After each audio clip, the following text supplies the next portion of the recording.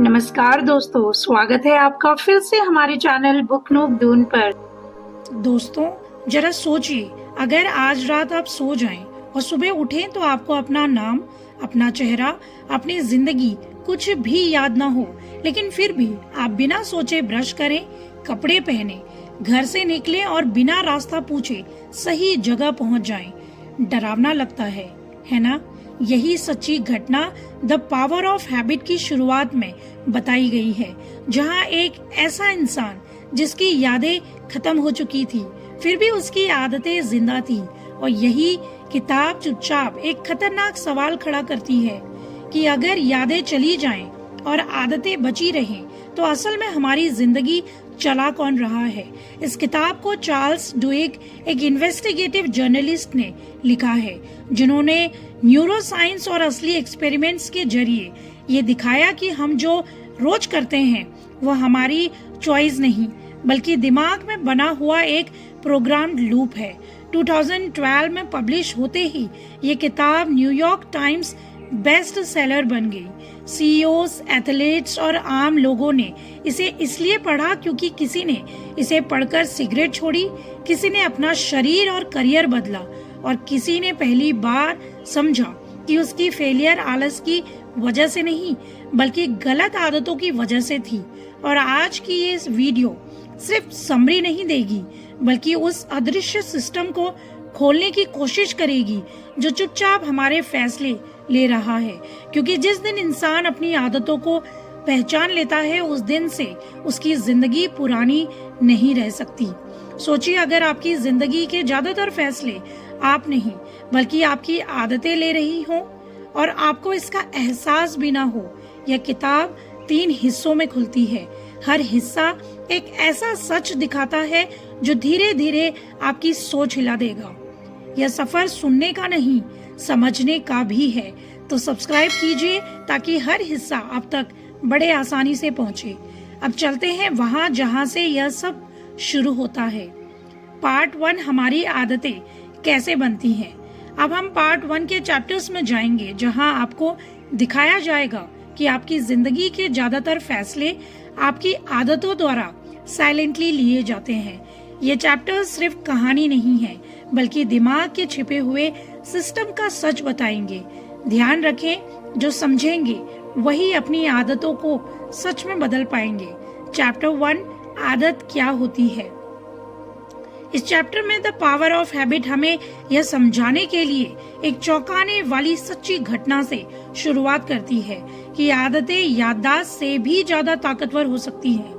लेखक हमें ये दिखाते हैं कि दिमाग बार बार होने वाले कामों को धीरे धीरे अपने नियंत्रण से बाहर कर देता है और उन्हें एक ऑटोमेटिक सिस्टम में डाल देता है, ताकि हर छोटी चीज पर सोचने में ऊर्जा न लगे। यही वजह है कि इंसान बिना सोचे रोज एक सा व्यवहार करता है, चाहे वो उसके फायदे में हो या नुकसान में। इस चैप्टर में साफ किया गया है कि आदत कोई अच्छी या बुरी चीज नहीं, बल्कि दिमाग की बनाई हुई एक व्यवस्था है। और जब तक इंसान यह नहीं समझता कि उसका दिमाग कब ऑटो पायलट पर चला जाता है, तब तक वह ये मानता रहता है कि वह हर फैसला खुद ले रहा है, जबकि असल में उसकी जिंदगी का बड़ा हिस्सा आदतें चला रही होती हैं। चैप्टर 2, आदत क्यों नहीं छूटती। दूसरा चैप्टर सबसे बड़ा भ्रम तोड़ता है कि अगर इंसान ये ठान ले तो आदत छोड़ सकता है। लेखक बताते हैं कि आदतें इसलिए नहीं छूटती क्योंकि इंसान कमजोर है, बल्कि इसलिए क्योंकि दिमाग उन्हें कभी पूरी तरह मिटाता ही नहीं। इस चैप्टर में ये दिखाया गया है कि जब कोई आदत बन जाती है तो उसका पूरा रास्ता दिमाग में हमेशा के लिए दर्ज हो जाता है, और जैसे ही वही संकेत दोबारा दिखाई देता है, पुरानी आदत अपने आप जाग जाती है।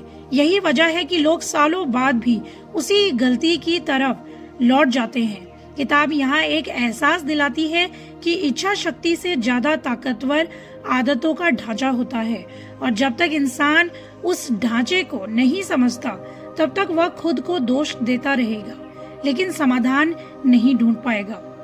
चैप्टर 3, आदत कैसे बदली जाए। तीसरा चैप्टर पहली बार असली उम्मीद देता है और ये दिखाता है कि आदत बदली जा सकती है, लेकिन उसे तोड़कर नहीं बल्कि बदलकर। लेखक समझाते हैं कि हर आदत 3 हिस्सों से बनी होती है: संकेत, काम और इनाम। और अगर इंसान संकेत और इनाम को पहचान ले तो बीच का काम बदला जा सकता है। इस चैप्टर में ये बताया गया है कि दिमाग को इनाम चाहिए, आदत नहीं। इसलिए अगर वही इनाम किसी नए तरीके से मिल जाए तो पुरानी आदत धीरे धीरे कमजोर होने लगती है। किताब यहाँ एक साफ रास्ता दिखाती है और कहती है कि बदलाव कोई अचानक होने वाला चमत्कार नहीं, बल्कि एक समझदारी भरा प्रयोग है। और जो इंसान अपनी आदतों को समझ लेता है वही धीरे धीरे अपनी जिंदगी का नियंत्रण वापस अपने हाथ में ले सकता है। पार्ट 2, कामयाबी और आदतें। अब किताब एक गहरा सवाल पूछती है, अगर आदतें इतनी ताकतवर हैं तो क्या वही आदतें किसी इंसान को कामयाब भी बना सकती हैं? यहीं से पार्ट 2 शुरू होता है, जहां लेखक ये दिखाते हैं कि बड़ी सफलता अक्सर बड़े फैसलों से नहीं बल्कि रोज की छोटी आदतों से बनती है।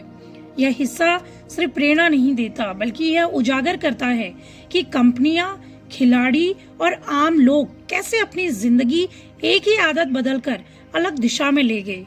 चैप्टर 4, एक आदत जो सब कुछ बदल दे। इस चैप्टर में लेखक एक बहुत अहम बात बताते हैं, हर आदत बराबर नहीं होती। कुछ आदतें ऐसी होती हैं जिन्हें बदलते ही बाकी आदतें अपने आप बदलने लगती हैं।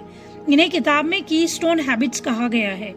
लेखक एक एग्जाम्पल देते हुए कहते हैं कि कैसे कुछ लोगों ने सिर्फ रोज कसरत शुरू की और बिना प्लान किए उनकी खाने की आदत, सोने का समय और काम करने का तरीका अपने आप सुधर गया। असली राज यह है कि यह आदत इंसान को यह एहसास दिलाती है, मैं अपने आप पर काबू पा सकता हूँ। यही भरोसा धीरे धीरे पूरी जिंदगी में फैल जाता है। किताब यहाँ चुपचाप इशारा करती है कि अगर आपकी जिंदगी बिखरी हुई लगती है तो शायद आपको 100 आदतें नहीं, सिर्फ एक सही आदत ढूंढने की जरूरत है। चैप्टर 5, खुद पर कंट्रोल की आदत। इस चैप्टर में ऑथर बताते हैं कि इच्छा शक्ति की सच्चाई सामने रखते हुए कि किताब ये साफ कहती है कि इच्छा शक्ति कोई जन्मजात ताकत नहीं होती बल्कि ये एक प्रैक्टिस है। लेखक स्टारबक्स के एम्प्लॉइज का एग्जाम्पल देते हैं जिन्हें ये सिखाया गया कि गुस्से, दबाव और थकान में कैसे खुद को संभालना है। उन्हें पहले से तय जवाब और व्यवहार सिखाए गए ताकि मुश्किल समय में दिमाग घबराए नहीं। यहाँ किताब यह गहरी बात समझाती है कि इंसान असफल इसलिए नहीं होता क्योंकि वह कमजोर है, बल्कि इसलिए क्योंकि उसने पहले से खुद को मुश्किल हालात के लिए तैयार नहीं किया।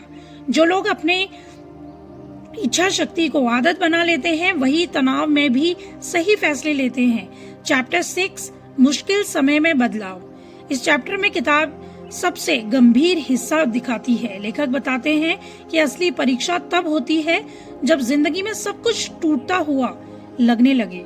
कुछ लोग उसी दर्द में डूब जाते हैं जबकि कुछ लोग वहीं से बदलना शुरू करते हैं। किताब दिखाती है कि संकट आदतों को नहीं बनाता बल्कि उन्हें उजागर करता है। जो इंसान पहले से अपनी आदतों को समझता है वही मुश्किल समय में भी नई आदत अपनाने की ताकत जुटा लेता है। लेखक यह साफ कहते हैं कि बदलाव दर्द से नहीं, समझ से आता है। जब इंसान यह जान लेता है कि उसका व्यवहार किस संकेत और किस इनाम से जुड़ा है, तभी वह अंधेरे समय में भी अपनी जिंदगी की दिशा बदल पाता है। पार्ट 2 का असली मैसेज यही है कि हमें ये एहसास दिलाता है कि कामयाबी कोई अचानक होने वाली चीज नहीं है। यह रोज रोज दोहराई गई सही आदतों का नतीजा होती है। एक आदत पूरी जिंदगी को बदल सकती है। इच्छा शक्ति सीखी जा सकती है और मुश्किल समय में भी बदलाव की शुरुआत बन सकता है अगर इंसान अपनी आदतों को समझ ले। पार्ट 3, समाज और आदतें। अब किताब हमें एक और चौंकाने वाली सच्चाई दिखाती है। आदतें सिर्फ व्यक्ति को नहीं चलाती बल्कि कंपनियां, बाजार और पूरा समाज इन्हीं आदतों के सहारे चलता है। पार्ट 3 में लेखक परत दर परत हमें ये दिखाते हैं कि कैसे हमारी रोजमर्रा की पसंद, खरीदारी, विरोध और बदलाव भी आदतों के नियमों से बंधे होते हैं। यह हिस्सा आपको यह सोचने पर मजबूर कर देगा कि क्या आप फैसले ले रहे हैं या कोई सिस्टम आपकी आदतों का इस्तेमाल कर रहा है। चैप्टर 7, कंपनियां हमें कैसे समझती हैं। इस चैप्टर में लेखक खुलासा करते हैं कि बड़ी कंपनियां हमारे दिमाग को हमसे बेहतर समझने लगी हैं। वे यह नहीं देखती कि आप कौन हैं, बल्कि यह देखती है कि आप क्या दोहराते हैं। किताब दिखाती है कि कैसे शॉपिंग, टीवी देखने, मोबाइल इस्तेमाल करने जैसी आदतों का डेटा इकट्ठा करके कंपनियां यह अनुमान लगा लेती हैं कि आप अगला कदम क्या उठाने वाले हैं। यहाँ डरावनी सच्चाई सामने आती है। अगर इंसान अपनी आदतों को नहीं समझता तो कोई और उन्हें समझकर उसे अपने फायदे के लिए इस्तेमाल कर लेता है। यह चैप्टर हमें चेतावनी देता है कि जानकारी ताकत बन सकती है, लेकिन तभी जब वह हमारे हाथ में हो। चैप्टर 8, लोग मिलकर बदलाव कैसे लाते हैं। इस चैप्टर में किताब दिखाती है कि आदतें सिर्फ व्यक्तिगत नहीं होती, वे सामूहिक भी होती है। लेखक सामाजिक आंदोलनों के एग्जाम्पल्स देकर समझाते हैं कि जब लोग अकेले होते हैं तो डरते हैं, लेकिन जब वही व्यवहार समूह में बदल जाता है तो वही डर हिम्मत बन जाता है। किसी भी बड़े बदलाव की शुरुआत एक छोटी आदत से होती है। लोगों का मिलना, बात करना, साथ खड़ा होना। किताब यह साफ करती है कि समाज तब बदलता है जब व्यक्तिगत आदतें समूह की आदतों में बदल जाती है। यही वजह है कि कुछ आंदोलन इतिहास बदल देते हैं, जबकि कुछ वहीं खत्म हो जाते हैं। तो इसका मतलब यही है कि लोग मिलकर बदलाव लाते हैं। कभी भी कोई भी ऐसी हैबिट, कोई ऐसी आदत जो आप अकेले करते हैं वो काम नहीं आती, बल्कि ग्रुप में की गई एक्चुअल परफॉर्मेंस ही बेस्ट होती है। चैप्टर 9, आदत और हमारी जिम्मेदारी। यह आखिरी चैप्टर किताब का सबसे जरूरी सवाल पूछता है। अगर हमारी जिंदगी आदतों से चलती है तो जिम्मेदार कौन है? लेखक साफ कहते हैं कि आदतें हमारे व्यवहार को प्रभावित करती हैं, लेकिन हमें पूरी तरह आजाद भी नहीं कर देती। जब इंसान अपनी आदतों को समझ लेता है तब वह यह नहीं कह सकता कि मुझसे गलती हुई है या आदत की वजह से हुई है। यह चैप्टर हमें जिम्मेदारी का मतलब सिखाता है।